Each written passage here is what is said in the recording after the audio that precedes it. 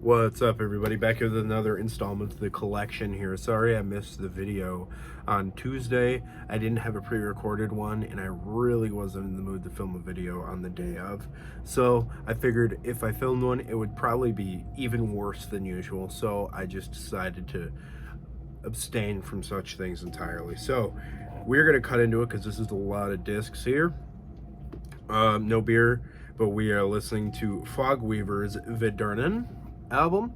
This is kind of the spark that reignited my love of dungeon synth. Obviously, I like some of the classic stuff beforehand, but I heard this one day while I was reading at my old job. I put this on just because it got recommended to me randomly on YouTube, and I am overly impressed with this Fogweaver album. If you guys haven't heard this one, give it a go. I think you guys might like it. I've been on a dungeon synth kick today, so. All right, so the complete opposite of dungeon synth, we're going to talk about more of my Blackened, death, thrash, speed, and traditional metal stuff. And we have the M through W here because I have nothing that starts with a Z in this section. We start off with a great band from Slovakia. This is Carpetan. Killer stuff. It's kind of folk influenced Blackened heavy metal. Some really well-driven, somewhat mid-paced stuff. It's an interesting listen. If you guys haven't heard Carpetan, I would highly recommend you check out this Slovakian wonder to the black metal scene. Next, we have an enormous stack of Midnight CDs. This is Complete and Total Hell. This is just a random compilation of whatever kind of stuff.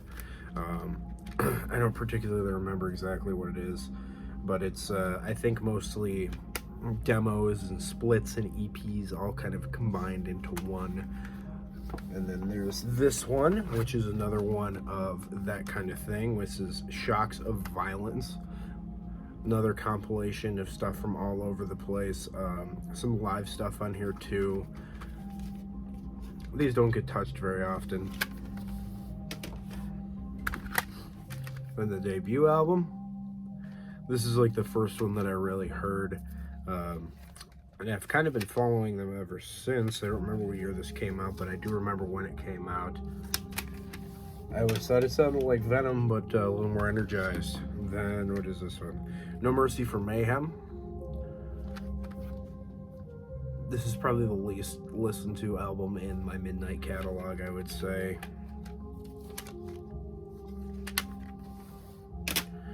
Then we got Sweet Death and Ecstasy here.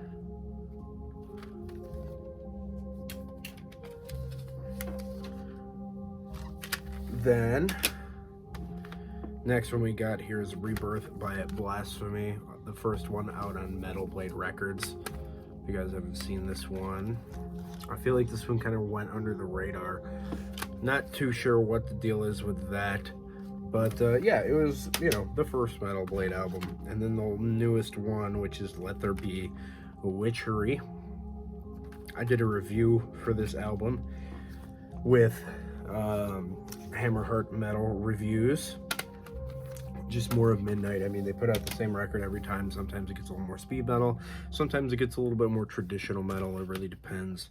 And then here is The Sins of Aquarius by Mongrel's Cross, an Australian black and death metal band. I believe Brian Arkham sent this to me however long ago at this point. And yeah, it's black death in the very Aussie style. Sounds like Destroyer and all those kinds of bands like that. A little bit more black thrash here for you. Niflheim with the self-titled album Niflheim. This is when we start getting like the high tier of black thrash, when it gets like really well done. Really aggressive, really bordering on being a little bit more Bastille as opposed to just black thrash, you know? It's a little closer, a little more blasty, a little more angry. That's a classic metal record. The one and only Revenge album I have, this is Behold Total Rejection. I've had this one for a long time. I have a patch of it on my patch vest. Not something I really listen to much these days, though. I don't know, man. This war metal thing is kind of worn on me, and I don't know. Revenge. This is a little cooler. This is Rasa Mahar with, I have no clue how to say that, but this is a Russian Blackened death metal band, and this is a little bit more of a interesting style of Blackened death metal. You know, there's a lot of layers, there's a lot of really well done compositions to it. This is one of those ones that I picked up again, like I mentioned before, when I used to randomly buy things that just looked like black metal, and this isn't particularly all that black metal. It kind of rides more on your, maybe, I don't know, your melodic death metal train with some traits of black metal. I don't know. Rasa Mahar though. Then, Sabat with Evoke, Japanese black thrash legends. Everybody knows this band. I mean, come on now. Everybody's heard this album, I guarantee it. If not, I don't know what the deal is. Came with the Obi strip. Classic black thrash out of Japan. Next, Sacramento with Far Away from the Sun. I had the privilege of seeing this band live earlier this year. This was a time and a half. I met Nisse Carlin, the vocalist, and he's a really nice guy. I had a beer in my vest because I was sneaking beers into the festival because I'm not paying $8 for a garbage beer. And I offered him one, and I was like, so you want a beer? And he's like, oh yes, in his really thick Swedish accent. And he's like, but later. And I'm like, how about now? And I yanked it out of there, and he just died laughing and thought that was so funny that he just whipped a tall boy out of nowhere for him. But yeah, Sacramento. Next, this is A Touch of the Burning Red Sunset by Sarcasm. This is really, really good. Really in the style of your Sacramentums, and maybe you're more close to unanimated, a little bit more of the black metal side of things. This is a demo compilation done by this band, which is very, very well put together. They were very death metal in the beginnings, but as they went along, they kind of hybridized the genres a little bit more and entered a lot of melody into their style. Speaking of, this is one of their newer albums, which is Esoteric Tales of the Unserene. I actually thought this was from back in the day when I first heard it, ordered it, and then realized it was new, and I was like, well, that's impressive. Y'all are killing it still to this day. This record's so good. I actually got a speeding ticket listening to this album. I was so hyped on it. Really, really good stuff out on Chaos Records. Again, this is closer to Dissection with a little bit more of the leaning towards black metal. All right, what do we got here? Sauron with Thrash Assault. You guys have probably heard this one. If not, I don't know what the deal is. This is a black thrash band out of Michigan with absolute loads of riffs, like so many good riffs. So this is a debut EP and then a bunch of bonus tracks. They do a cover of Total Death by Creator, and then they do a cover of The Return of Darkness and Evil by Bathory. Yeah, so it's the EP of Thrash Assault and then the Prepare to Die demo. You guys need to check this out if you guys have not heard Sauron. Next, one of my favorite bands of all time being Skeletonwitch, which is Beyond the Permafrost here. If you guys don't know Skeletonwitch, you need to get off your high horse and quit pretending like you're more cult than everybody else, because they're amazing, amazing, amazing, speedy, melodic black death. Really speed metal influenced Riffarama. The intro Upon Black Wings just tears you up, dude. And then Soul Thrashing Black Sorcery is a really, really killer track. I love this band. I love this album. This is just top tier stuff. Next, the Skeletonwitch album I haven't spent a lot of time with because I only got it relatively recently, but this is Breathing the Fire. Out on Prosthetic Records. So is this other one. So I think they got signed off their first album. Yeah, I haven't spent enough time with this one to speak a ton on this one, but Blinding Black Rage is a pretty sick one. Strangled by Unseen Hands. Yeah, just absolutely dominating Riffarama, dude. This band is so good.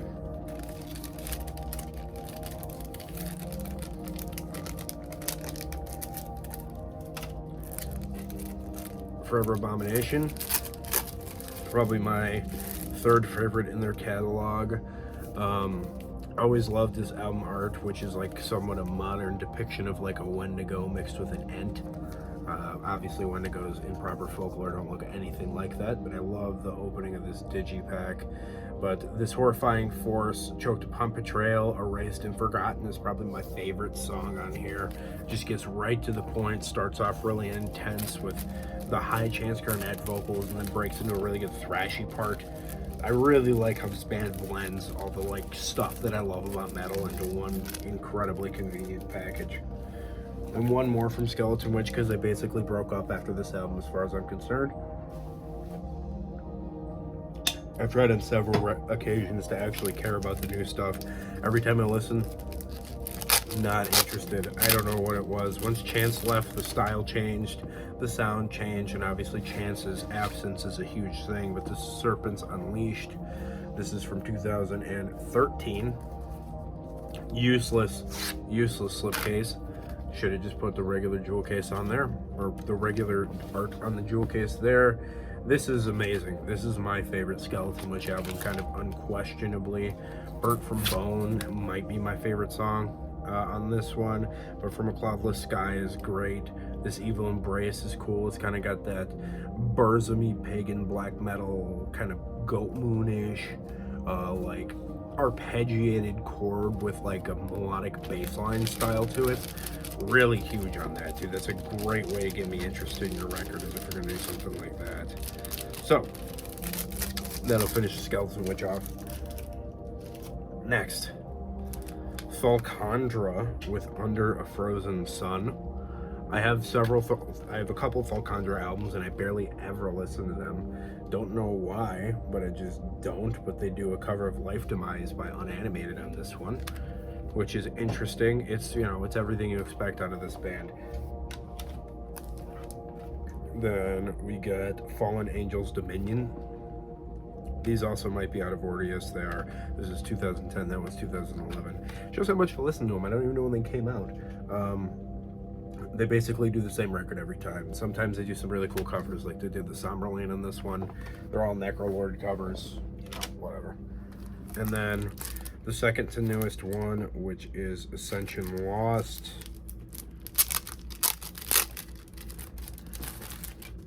I think this is their best cover art. I know they're all very similar, but this one in particular I think really nails it on the head. Necrolord really killed it on this one. You know, there's 4 bonus tracks, and I'm not 100% sure what they are, if they're their own songs, or maybe there's a cover thrown in the midst.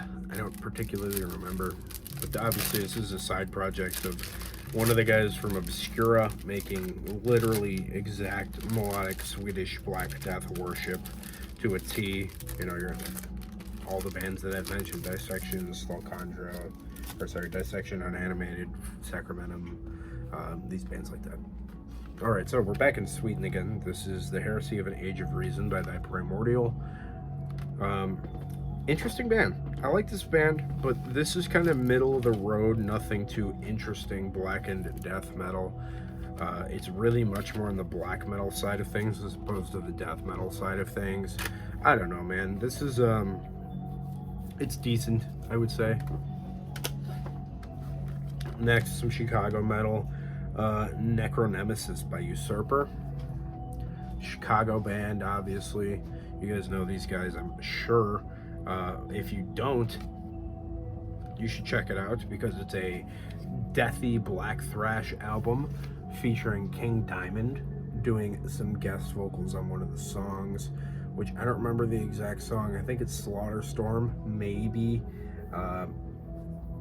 I don't remember which song he's particularly on. He might be on more than one, but he has a guest appearance of which he is not credited for because of contractual obligations he had pertaining to his record label at the time. So if you guys want to hear King Diamond sing with a black thrash band, check out Usurper. Here's a band that I saw live at an Archgoat show. This is Valkyria with the album Contamination. I haven't played this and I couldn't tell you how long. So out in 2010 on Metal Blade Records. They were great live, but like the music itself I didn't find as captivating as their live personas, I guess. It's interesting. It's deathy black metal. It's more black metal than anything. Kind of sounds like Witchtrap if they had a little bit more of a Swedish death metal influence, if that sounds interesting to you. I don't know, I've kind of lost interest in Witchtrap entirely, but check out Valkyria if you guys have not heard this one. Oops, she fell. All right, next, Venom debut. You guys know this one. I mean, come on now. Who doesn't know the early Venom material? There's no questions asked. This is friggin' jewel case busted up, but this is a cool old combat pressing. Don't remember what year exactly this is from. If I really cared enough, I could look on Discogs, but I already am filming, so whatever. Then a reissue of Black Metal. This album has done so much for metal, it's not even funny. You guys have heard every song in this one. I just want to show it. Basically absolutely useless slipcase as usual. Another busted jewel case, which I need to just like order a thing of jewel cases from Uline or something and just replace a bunch of stuff, because that's just obnoxious. I don't know, it happens too often. You know, you take your stuff in the car and it gets, the jewel case can get busted up. I don't know, it's pretty annoying. And now it doesn't want to go back in its sleeve, which already irritates me because I hate that sleeve. And I'm just generally a buffoon. I'm pretty sure you guys are well aware of these things. Venom. Alright, next. This is really awesome. This is Via Crucis with Feeble Antichrist Obliterated. If you guys don't know Via Crucis, you should definitely familiarize yourself. This is my buddy Goatman's band. And this is war metal done in the Christian style. But it's not just like blasty, annoying, grindcore influenced war metal, because that's not my thing. Looks really nice on the digipack. It's really, really incantation influenced. And that's a really good way to get me interested, because I like the doomy parts in this kind of style. I like the really cavernous kind of overwhelmingly suffocating style to it. I don't know, man, this band just is really, really well put together, and I guess I might be a bit partial because it is my buddy's band, and you know, your homies are always gonna take precedence when it comes to stuff like this, you know, stuff you wouldn't usually listen to, you'd be more inclined to listen to, though I do like the style as it is. You're just gonna watch me fight with this thing. Yeah. I made it happen. Eventually. Alright, anyway, Via Crucis. Next, one more from Via Crucis. This is Satanic Christ Decimation. The newest album from last year on Coliosis Records. This is basically a CDR label who's like print to order.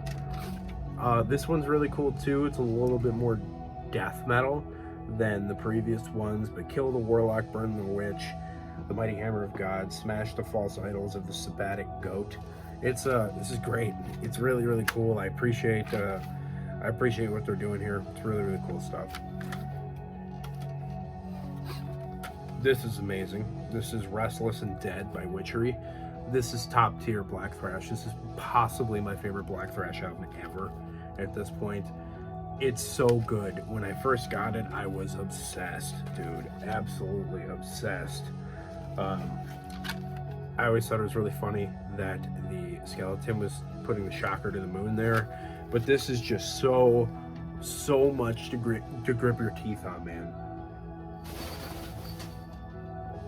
And it's just so much fun. I really do love this album. Check out Witchery if you haven't. It's kind of like one of those Swedish side projects. Next, Trap the Witch by Witchtrap. I have gotten quite a bit of Witchtrap in the collection as of recent. I don't know, man, this band's just fun.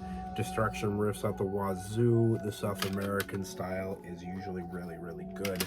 Here's another one from them. This one came from Logan, and I appreciate it, so thank you guys. Thank you so much for that, dude. This is No Anesthesia. The Drunken Metalheads Musing channel, if you guys aren't familiar with Logan. He sent me this randomly after telling me he was going to see this band, so I feel like that was a real treat. And then one more from Witchtrap. This one's cool. I always thought this album cover was great. Super campy, maybe colored pencil drawing. I don't really know entirely, but it's a really, really, really killer record. Just super aggressive, thrashy black metal. Two more here. This is an album by a band called Withered, the only one from Withered that I own, but I saw these guys open for Morbid Angel, and I was particularly impressed at the really sludgy version of blackened death metal these guys play. You don't hear a ton of that, and I met the bass player, the big tall dude with the sick mustache. I don't remember his name, but they were great. They were really fun, but this is a band that I don't play a ton of, but I do like them, so Withered's cool. And the last one I got for y'all today here is going to be not really a blackened hybrid of metal at all. This is a blackened hardcore album, and I put it in here for the sake of my own sanity. This is Young and in the Way. When life comes to death. This made tons and tons of waves. I don't know, a couple of years ago, maybe 2016. I think it was the year that it came out. This is out on Death Wish though. Really cool spot gloss on the inside. I mean, it's not all that exciting looking, but this is great, dude. Imagine if Power Trip was kind of like a black thrash band, a little more crust punk. Really, really, really good stuff, dude.